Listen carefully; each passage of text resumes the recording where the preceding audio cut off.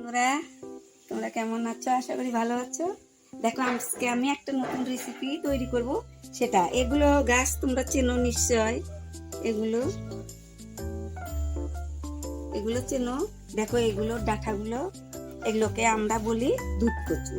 এই দুধ কচু দিয়ে একটা রেসিপি করব।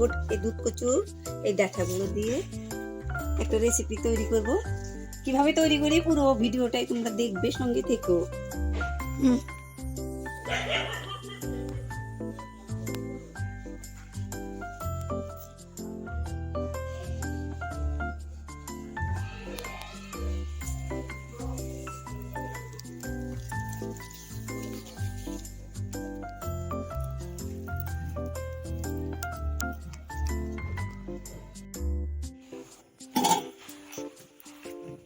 দেখো, এগুলো কিভাবে ছুলে নিচ্ছি। দেখো, এইভাবে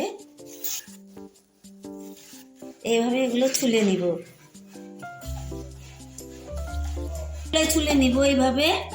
আর দেখো, কেটে নিব এগুলো এইভাবে, একদম ঝুরি ঝুরি করে কেটে নিব।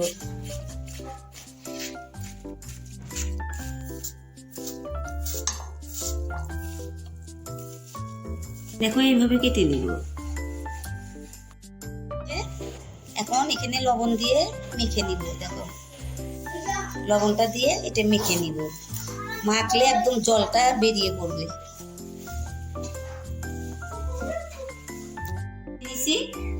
দেখো কত জল, এই দেখো। এগুলো এইভাবে চিপে চিপে নিব। দেখো, এই ট্যাংরা মাছ দিয়ে, দেখো ছোট ছোট ট্যাংরা মাছ, এই মাছগুলো দিয়েই আমি এই দুধ কচুটা রান্না করব। এই ট্যাংরা মাছ দিয়ে পেঁয়াজ কুচানো নিয়েছি, আর এখানে আদা জিরে বাটা, আর এখানে রসুন বাটা, আর এই যে কাঁচা লঙ্কা ফেটিয়ে নিয়েছি। হলুদ লবণ দিয়ে মেখে নিলাম।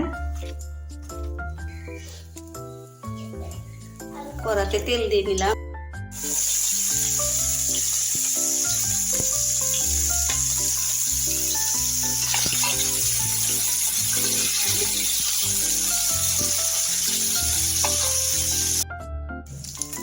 হয়ে গেছে ভাজা, এখন নামিয়ে নিব।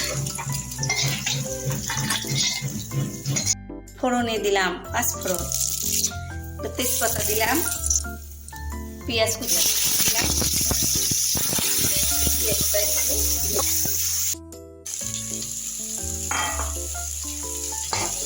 এটা আমি ভালো করে ভেজে নিব। এটা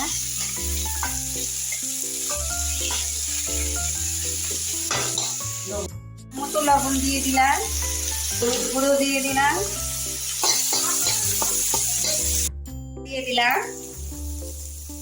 আর দেখো এখানে জিরা বাটাটা দিলাম, আর এখানে আদা রসুন বাটাটা দিয়ে দিলাম। দেখো, ধনে কুচানোটা দিয়ে দিলাম।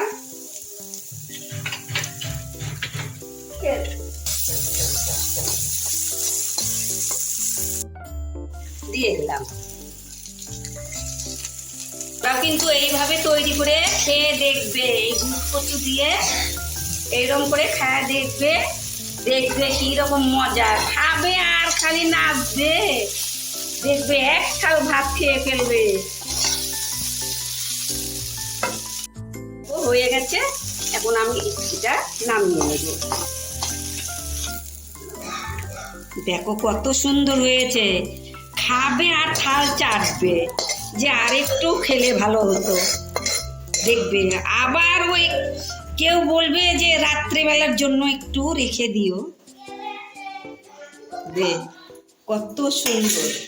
বন্ধুরা দেখো, আমি দুধ কচু দিয়ে এইরকম ট্যাংরা মাছ দিয়ে আমি এইরকম চচ্চড়ি তৈরি করছি। দেখো কি রকম হয়েছে। দেখো, এই চচ্চড়ি যদি ভালো হয়, তোমরা আমাকে লাইক কমেন্ট শেয়ার করো, সাবস্ক্রাইব করো, অনেক অনেক বন্ধুদের মাঝে শেয়ার করে দিবে। দেখি একটু খেয়ে দেখো তো, কি রকম হয়েছে। খুব টেস্ট হয়েছে, অসাধারণ হয়েছে।